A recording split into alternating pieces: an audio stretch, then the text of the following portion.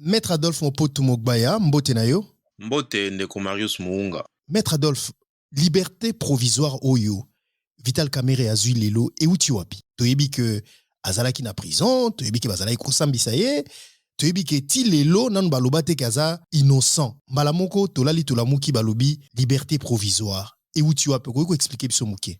Yambo esengeli koyeba te Vital Kamerhe bafundaki ye pona likambo etali kaniaka mosolo ya leta. Balobaki ke ye azwi mosolo ya leta asaleli yango pona makambo na ye moko. Bakendaki na ye na place ya liboso ezalaki oyo tobengi na lopoto tribunal de grande instance.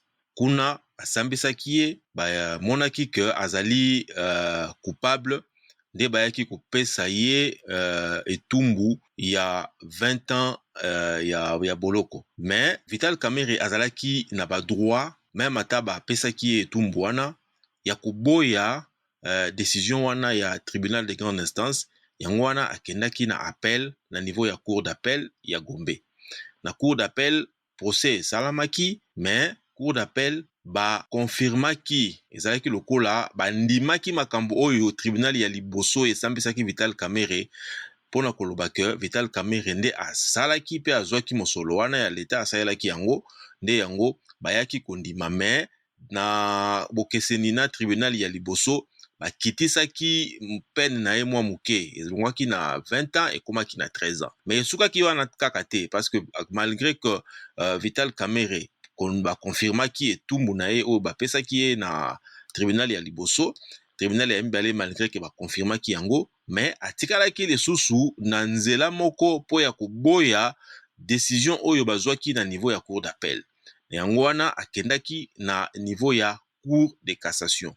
Na cour de cassation kuna ezali esika oyo bakosambisa susu te makambo etali mbongo te, bakotala soki procès oyo basambisaki ye na cour d'appel est-ce que esalamaki elongobani na mibeko ya mboka. Soki bamoni ke ezalaki na mibeko ya mboka te, bakozwa Vital Kamerhe bakoannule ba décision oyo ezwamaki epuis bakotika ya kende. Mais na ntango oyo tokomi nanu wana te, puisque azali sikoyo kozela procès wana na niveau ya cour de cassation esalama. Mais esengeli koyeba te na ngonga wana nyonso kobanda abandaki na tribunal ya liboso, tribunal de grande instance, aleki na tribunal ya mibale na cour d'appel, ti akomi na oyo ya likolo makasi tobengi yango cour de cassation. Vital Kamerhe azalaki na maboko ya leta na procédure oyo babengi détention préventive. Elingi koloba ke babandaki kosambisa ye, me baboyaki kotika ye azala moto ya libre. Bazwaki ye bafandisi ye na esika ya boloko po basambisa ye. Donc azalaki ti na mokolo ya lelo oyo na détention préventive. Elingi koloba ke boloko oyo azalaki kosala ezali te po bakondanaki ye, puisque tango Vital Kamerhe asali recours na ye, elingi koloba ke makambo nyonso bakatelaki ye ezalaki suspendu. Bakokaki koaplike yango te tant que jugement ou arrêt ou bien cour de cassation nanu edesidaki te po Vital Kamerhe asalaki recours. Na yango nde sikoyo na détention préventive oyo Vital Kamerhe basimbaki ye, azalaki na droit ya kosenga ete balongola liberté pour détention préventive wana, bapesa ye liberté provisoire a continuer kosamba mais azala na liberté. Est-ce que tokoki koloba lelo Maître Adolphe que liberté provisoire au Vital Kamerhe azui ezali nzela po makambo na ye na justice esila? Te, eza nzela te po eza biloko mibale. Procès na ye ekokontinue normalement. Azala na boloko na détention préventive, azala na libanda na liberté provisoire, eloko moko te échanger na procès na ye oyo akei na niveau ya cour de cassation. Bakosambisa ye kaka, mais na seule différence, bakosambisa ye lokola homme libre. Mais liberté moko ezali babenga yango liberté provisoire, pamba te ezali na ba condition ebele bakopesa ye po azala moto aza libre, mais aza soumis na ba contrainte na ba condition ebele. Ba condition nini oyo ezoko accompagner liberté provisoire wana, eloko nini azali na ndingisa ya kosala te? Eloko ba condition yango ezalaka généralement ezali que bakopesa yo oyo babengaka na lopoto périmètre oyo okoki koleka te.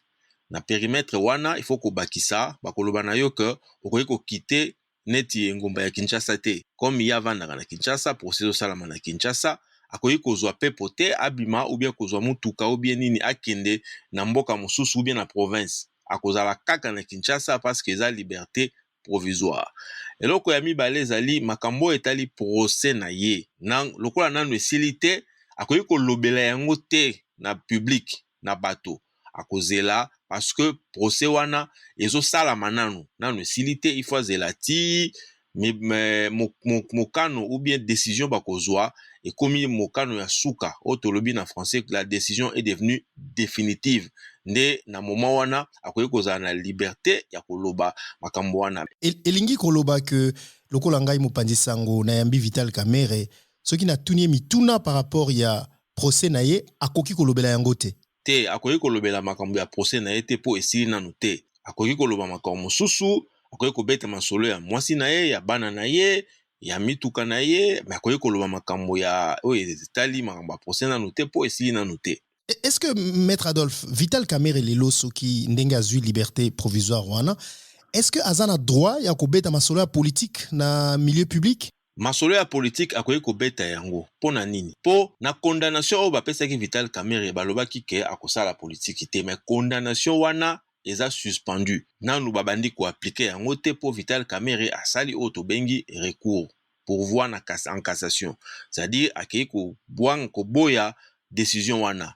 Comme aboyi yango asali a exercer droit na ye ya recours, ba condamnation nyonso bapesaki ye ezali suspendu. Donc azali na droit ya koloba makambo etali politique. Moto moko ta koki kopekisa ya loba yango.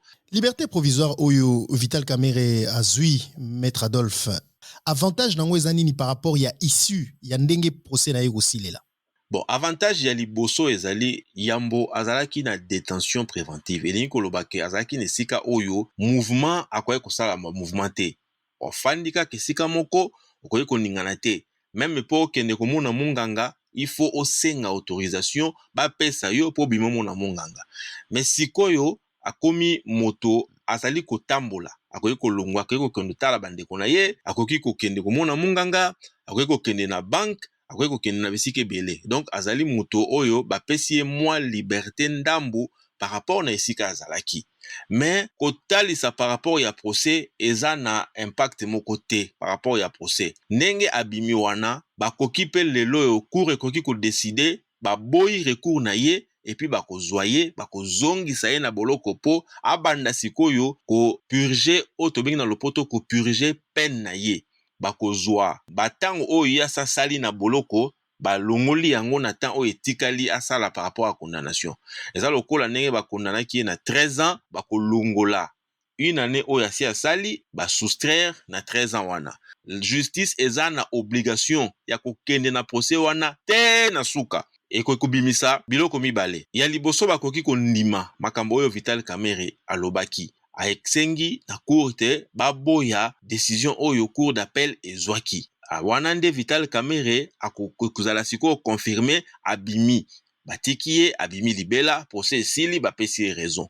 Ya mibale pe cour ekoki kozwa décision mosusu elobi ke na boyi makambo Vital Kamerhe ozokosenga na ndimi makambo oyo cour d'appel ekatelaki yo yango nde okosala. Wana Vital Kamerhe bakozwa ye na esika azali bazongisi ye na boloko et puis akei kosala oyo tobengi na lopoto ko purger peine na ye ndenge bakondanaki ye. Vital Kamerhe toyebi ki bakangaki ye pe na ba co-accusé mosusu lokola tobenga tozwa exemple ya Jamal. Est-ce que le fait que Vital Kamerhe azwi liberté provisoire bango pe automatiquement bazwi pe liberté provisoire? Esengeli koyeba ke infraction ezali individuelle. Moto na moto aza na kana ye.